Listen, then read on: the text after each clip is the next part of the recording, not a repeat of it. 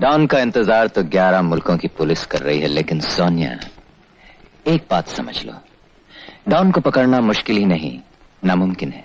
Don को 7 मुल्कों की पुलिस ढूंढ रही है। डॉन को पकड़ना मुमकिन ही नहीं, नामुमकिन है।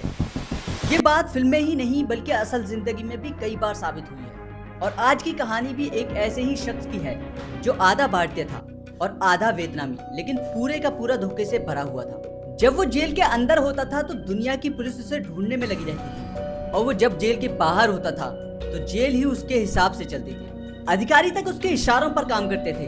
वो कैद में रहकर भी जश्न मनाता था और अपने साथियों के लिए नशे का इंतजाम तक करवा देता था। दुनिया का सबसे चार्मिंग और प्रोफेशनल किलर। चेहरे से वो किसी मॉडल जैसा दिखता था, बात करने का तरीका किसी प्रोफेसर जैसा।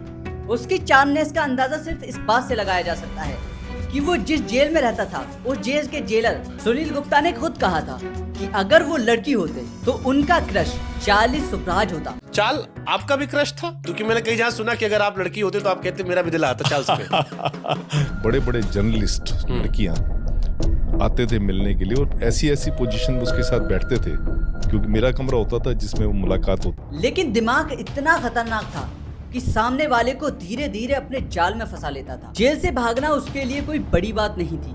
कभी बीमारी का बहाना बनाना तो कभी खून की उल्टियों का नाटक करके वो हर बात सिस्टम को बेवकूफ बना देता था। भारत की सबसे हाई सिक्योरिटी जेल से उसका फरार होना आज भी एक मिसाल माना जाता है। इतना ही नहीं, जेल में रहते हुए उसने अपनी जिंदगी पर बनने वाली फिल्म के लिए करोड़ों का सौदा कर लिया था। चेहरे से वो किसी मॉडल जैसा दिखता था, बात करने का तरीका किसी प्रोफेसर जैसा, लेकिन दिमाग इतना खतरनाक कि सामने वाले को धीरे धीरे अपने जाल में फंसा लेता था। वो कभी खुद को बिजनेसमैन बताता, कभी राजनयिक बन जाता, लेकिन असलियत ये थी कि वो एक सीरियल किलर था। उसका तरीका बेहद खतरनाक था और पहले दोस्ती, फिर भरोसा और फिर जहर देकर मौत। 1970 के दशक में उसने एशिया और यूरोप में कई देशों में घूमकर दर्जनों लोगों को अपना शिकार बनाया और उसकी ज्यादातर शिकार महिलाएं होती थी। उसकी एक अजीब आदत थी, जब भी वो किसी महिला की हत्या करता तो उसके कपड़े उतारकर उसे सिर्फ बिकनी में छोड़ देता था। इसी वजह से दुनिया उसे बिकनी किलर के नाम से जानने लगी। लेकिन सवाल ये था, एक ऐसा बच्चा जिसे बचपन में अपनापन नहीं मिला, वो इतना खतरनाक कैसे बन गया? He's one of the world's worst and most notorious serial killers. How many times do you think you did that? 20? 120? Maybe 100. 50 plus murders. Does he still remain as cold-blooded? Should he have been allowed to walk out free?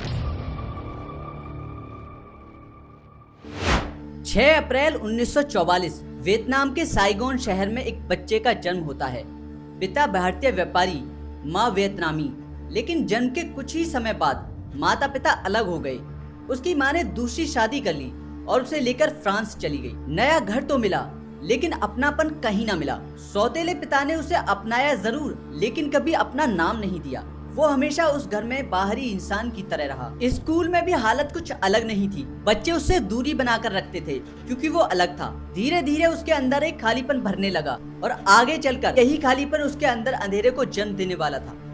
कहते हैं कि उसे अपने असली पिता से बेहद नफरत हो गई थी और एक बार उसने अपनी डायरी में लिखा था, मैं तुम्हें पछताने पर मजबूर कर दूंगा। और सच में ऐसा ही हुआ। कम उम्र में ही उसने छोटे मोटे अपराध शुरू कर दिए। वो लोगों को बातों में फंसाता, भरोसा जीतता और फिर उन्हें लूटकर गायब हो जाता। उसकी सबसे बड़ी ताकत थी उसकी भाषा और व्यवहार। वो कई भाषाएं जानता था और सामने वाले के मन को पढ़ लेता था। धीरे धीरे वो एक प्रोफेशनल ठग बन चुका था। जेल से बाहर आने के बाद उसका अपराध और बड़ा हो गया। फ्रांस से लेकर एशिया तक उसने ठगी, चोरी, धोखाधड़ी का जाल फैला दिया।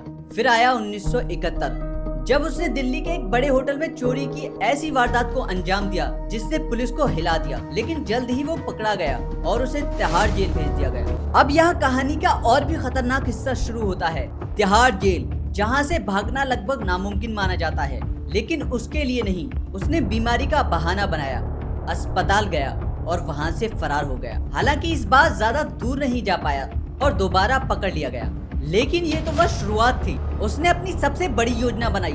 जेल में जन्मदिन का बहाना बनाया, मिठाइयों में नशा, और देखते ही देखते गार्ड और कैदी बेहोश हो गए। फिर वो आराम से जेल से निकल गया। चार्ल्स सोबरा जो है तिहाड़ से भाग गया।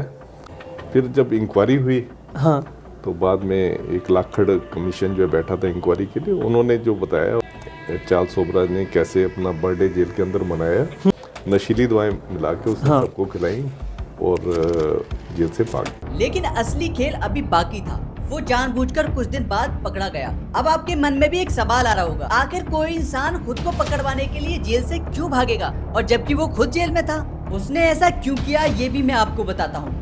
दोस्तों, आप अपने देश के कानून से तो वाकिफ हो गए। यहाँ फांसी की सजा कब उम्र कैद में बदल जाए और उम्र कैद कब रिहाई में बदल जाए, इस सब चीज को तो आप बखूबी जानते हो। अगर वो दूसरे देश में जाता तो वहाँ फांसी हो जाती। फांसी से बचने के लिए उसने ये सब गेम खेला। दोस्तों, आपने एक कहावत तो खूब सुनी होगी, चोर चोरी करना छोड़ देता है लेकिन हेरा फेरी करना नहीं छोड़ता। 2003 में वो फिर नेपाल गया और वहीं पकड़ा गया। जेल में रहते हुए भी उसने लोगों को अपने जाल में फंसाया, यहाँ तक कि अपनी ही वकील की बेटी से शादी कर ली। ये बात आप जानकर हैरान रह जाओगे कि वो उससे कितनी छोटी थी। वो 80 साल का था और वो लड़की 27 साल की। 2022 में उम्र के कारण उसे रिहा कर दिया गया। आज वो आजाद है, एक ऐसा इंसान जिसने दर्जनों जिंदगियां खत्म कर दी और फिर भी कानून के बीच से निकलकर बाहर आ गया। कहते हैं कि सांप बूढ़ा हो जाता है लेकिन उसका जहर कभी खत्म नहीं होता। तो क्या सच में वो बदल चुका है या फिर ये कहानी अभी खत्म नहीं हुई? ऐसी ही डार्क स्टोरीज को देखने के लिए हमारे चैनल को सब्सक्राइब करना ना भूलें। अपनी राय कमेंट में जरूर दें।